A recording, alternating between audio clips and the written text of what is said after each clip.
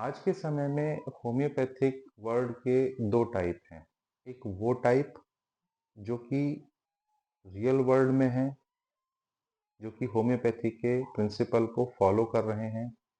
साथ ही अगर वो सोशल मीडिया पर एक्टिव हैं तो वहाँ पर भी बहुत ही सटीक और प्रिसाइज आंसरिंग कर रहे हैं। वहीं दूसरा टाइप वो टाइप है जो कि हो सकता है कि रियल लाइफ में बहुत ही आइडियल हो, अपने पेशेंट को रियल लाइफ में बहुत अच्छे से डील कर रहे हों, हर उस गाइडलाइन को फॉलो कर रहे हों, हर उस रूल को रेगुलेशन को फॉलो कर रहे हों जो कि होम्योपैथी में बताई गई हैं, पढ़ाई गई हैं। लेकिन हो सकता है कि वही लोग दूसरी ओर सोशल मीडिया में फॉलोअर्स के लिए या सब्सक्राइबर्स के लिए या किसी भी और मोटो के लिए कोई भी वेग इंफॉर्मेशन फॉरवर्ड कर रहे हों। या आप लोगों ने देखा भी होगा, कई लोग बोलते हैं कि इस मेडिसिन को इतनी बूंद, इतनी ड्रॉप, इतने वक्त तक लेने पर आपकी एक्स वाई जेड डिजीज़ जड़ से खत्म हो जाएगी, या ये मेडिसिन इस डिजीज़ के लिए एकदम रामबाण है। आपने बहुत सुना होगा, बहुत देखा होगा। लेकिन होम्योपैथी में ऐसा नहीं होता है। होम्योपैथी में हर छोटी चीज़ बहुत मायने रखती है। हर एक सिम्पटम, हर एक ऑब्जर्वेशन जो डॉक्टर कर रहा है, मायने रखता है। होम्योपैथी में कुछ भी यूं ही नहीं हो जाता है। इसके लिए मैं आपको एक बहुत छोटा सा एग्जांपल दूंगा। मैं कोई बहुत बड़ी डिजीज कंडीशन का नाम नहीं लूंगा या कोई बहुत ही क्रिटिकल केस स्टडी डिस्कस नहीं करूंगा। मैं बस एक बहुत सिंपल सा एग्जांपल दूंगा और हो सकता है कि आप उसे सुनकर थोड़ा समझें। एक बहुत ही शॉर्ट केस स्टडी है, एक्यूट केस की। एक बच्चा महज 3 साल का, उसके माता पिता उसे मेरे पास लेकर आए। काफ़ी समय से वो मेरे पेशेंट हैं। अमूमन किसी भी छोटी बड़ी कंडीशन के लिए वो मेरे पास आते हैं। इस बार वो अपनी सबसे छोटी बच्ची जो कि महज 3 साल की है, उसको लेकर आए। बच्ची को दिक्कत क्या थी? उसकी मदर बोली कि डॉक्टर साहब, मेरा बच्चा पिछले 2 हफ्ते से खांसी से परेशान है, लेकिन कहीं से भी खांसी को आराम नहीं पड़ रहा है।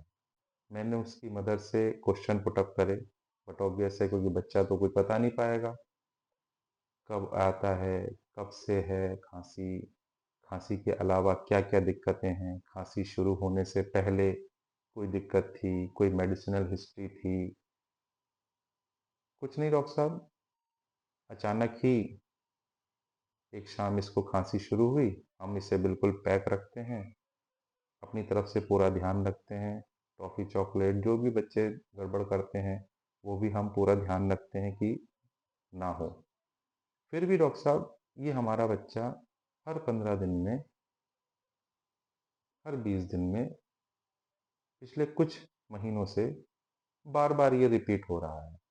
और उसकी परेशानी की एक बहुत ही खास वजह है। मैंने कहा क्या? दिन भर ये बच्चा एकदम ठीक रहेगा, हँसेगा, खेलेगा, कूदेगा, अपने स्कूल में, प्ले स्कूल में जाता है वो बच्चा, वहाँ से लौट के आता है, कोई दिक्कत नहीं होती। अब उसका बड़ा भाई है, उसके साथ खेलता है, कोई दिक्कत नहीं होती। लेकिन जहाँ रात का खाना खाया और जहाँ ये सोया, उस टाइम तक भी कोई दिक्कत नहीं है। लेकिन जहाँ रात में 1 या 2 बजे ये बच्चा खांसना शुरू कर देता है, ठीक है। मेरा अगला क्वेश्चन था उनसे, जब सुबह सो के उठता है तब क्या? डॉक्टर साहब कोई दिक्कत नहीं है, आराम से उठता है, हंसता खेलता हुआ उठता है। इसका भाई स्कूल जा रहा होता है, उसके साथ खेलता है, उसके साथ बात करता है। फिर ये भी स्कूल चला जाता है, कोई दिक्कत नहीं, स्कूल से लौट के आता है, कोई दिक्कत नहीं। फिर अगली रात सेम सिनेरियो, जहाँ रात के 2 बजे खांसी शुरू। तो ये क्या चीज़ है कि 2 बजे एक बच्चा सो रहा है और उसे खांसी शुरू हो जा रही है। क्या चीज़ है ये? हमारे होम्योपैथी में इसे PQRS सिम्पटम बोलते हैं। जो लोग होम्योपैथी को समझते हैं या कुछ लोग अगर इस वक्त इस वीडियो को देख रहे हैं और होम्योपैथी से जुड़े हुए हैं, तो मेरे इस शब्द को बहुत आराम से समझ चुके होंगे कि PQRS सिम्पटम। शॉर्ट में आप लोगों को बोलना चाहूँ, जो होम्योपैथिक वर्ड से जुड़े हुए नहीं हैं, पिक्यूलियर, PQRS में पी जो वर्ड है, that is peculiar, queer, rare, strange. PQRS एक ऐसा सिम्टम, एक ऐसा लक्षण। अब 2 बजे ऐसी कौन सी पैथोलॉजी शुरू हो जाएगी? पैथोलॉजी तो दिन भर चलेगी। यहीं पर यही पॉइंट है जो होम्योपैथी को और सिस्टम से अलग कर देता है। हर एक क्वेश्चन जो हम being as a homeopath question हम पेशेंट से पुट अप करते हैं, हर एक चीज़ प्रिसाइज होती है, हर चीज़ का, हर एक बात का एक मायने होता है और बहुत ज़्यादा ज़रूरी होता है पेशेंट के लेवल से कि वो अपनी परेशानी को समझ सके और सबसे ज़्यादा ज़रूरी होता है कि वो हमें समझा सके। जितना प्रिसाइज पेशेंट होता है उतना एक्यूरेट मेडिसिन हम लोग सेलेक्ट कर पाते हैं। ठीक, ये तो एक एग्जाम्पल था जिसमें मैंने एक बहुत ही वेग सिम्टम को ले लिया, खांसी। Perfect case of eczema. 45 years old lady पिछले 8 साल से बहुत सारे डॉक्टर्स को दिखा चुकी है। ये मैं दूसरे केस की बात कर रहा हूँ, इसमें भी आप इक्वलिटी देखिएगा। पिछले 8 साल से वो लेडी रिंगवर्म से, एक्जिमा से परेशान है। बहुत सारी क्रीम, ट्यूब, सिरप, ड्रॉप। दिक्कत क्या? डॉक्टर साहब दाद हो रहे हैं। कब से हैं जी? 8 साल से हैं। 8 साल से, it's a very long period. आपने अभी तक कोई दवाई नहीं करी? डॉक्टर साहब ठेठ अगर उसकी लैंग्वेज में बोलूं, डॉक्टर साहब एक भी डॉक्टर ना छोड़ा, सबनों दिखा दिया, लेकिन 15 दिन ठीक रहा, फिर खराब। It was her exact way of explaining her symptom. ठीक है, क्वेश्चन पुट अप किए गए। फैमिली में किसी को है, हस्बैंड को है कोई ऐसी आदत, लेडी है तो कोई खास आदत नहीं थी, फिर भी मैंने पूछा कोई हैबिट है?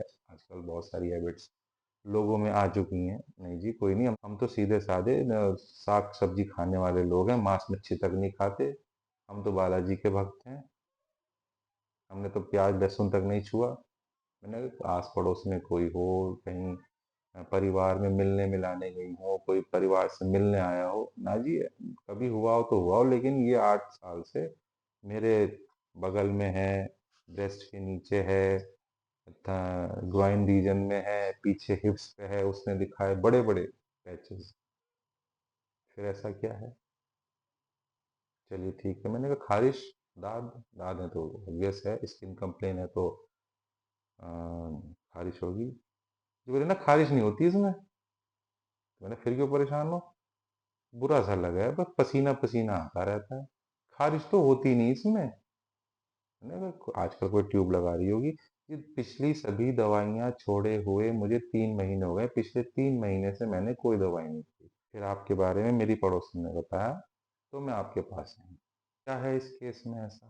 कहने को सिंपल रिंगवर्म है, एक्जिमा है, एन नंबर ऑफ मेडिसिन हैं, an number of homeopathic medicine, an number of videos हैं, कोई भी उठा के खा लो, कोई भी उठा के दे दो, लेकिन क्या है वो पेक्यूलियर सिम्टम? दाद हैं। आप खुद सोच के देखिए, आप सबने अपनी लाइफ में आज तक कितने ऐसे स्किन कंप्लेन के लोगों को देखा होगा अपने आस पड़ोस में, अपने परिवार में, जो ये बोले कि पूरा शरीर मेरा दांत से भरा हुआ है, दानों से भरा हुआ है, लेकिन खारिश नहीं है। जी बिल्कुल नहीं है, बस पसीना आता रहता है तो बुरा लगता है, फैलते जा रहे हैं। तो ये कुछ ऐसे पॉइंट हैं जो हमारे सिस्टम को और सिस्टम से बिल्कुल अलग करते हैं। और आज के इस वीडियो का सिर्फ एक मोटो था कि जो लोग, जो डॉक्टर्स सोशल मीडिया पर किसी भी एक्स वाई जेड मेडिसिन को, किसी भी X Y Z disease condition के लिए एक्स वाई जेड डोज के साथ आप लोगों को सजेस्ट कर रहे हैं, प्लीज़ आप उसे ब्लाइंडली फॉलो ना करें। आपके आसपास अगर कोई अच्छा होम्योपैथिक डॉक्टर है तो उससे कंसल्ट ज़रूर करें। बिना कंसल्टेशन के कोई भी होम्योपैथिक मेडिसिन ना लें, क्योंकि एक बात मैं आपको फिर बोलूँगा एंड में कि होम्योपैथिक मेडिसिन के साइड इफ़ेक्ट बिल्कुल नहीं होते, लेकिन याद रखिए होम्योपैथिक मेडिसिन के इफ़ेक्ट ज़रूर होते हैं। अगर आपने गलत दवाई ली, भले ही आपको साइड इफ़ेक्ट ना पता लगें, लेकिन इफ़ेक्ट ज़रूर होंगे। और अगर वो इफ़ेक्ट प्रॉपर रूप से हो गए तो आप बहुत ज़्यादा परेशान हो सकते हैं। इस बारे में हम फिर कभी बात करेंगे। अंत में बस इतना ही कि आप लोग स्वस्थ रहें और ब्लाइंडली किसी भी दी हुई एडवाइस को फॉलो ना करें। जल्द ही मिलते हैं एक और नए वीडियो के साथ। तब तक स्वस्थ रहें, जुड़े रहें। धन्यवाद।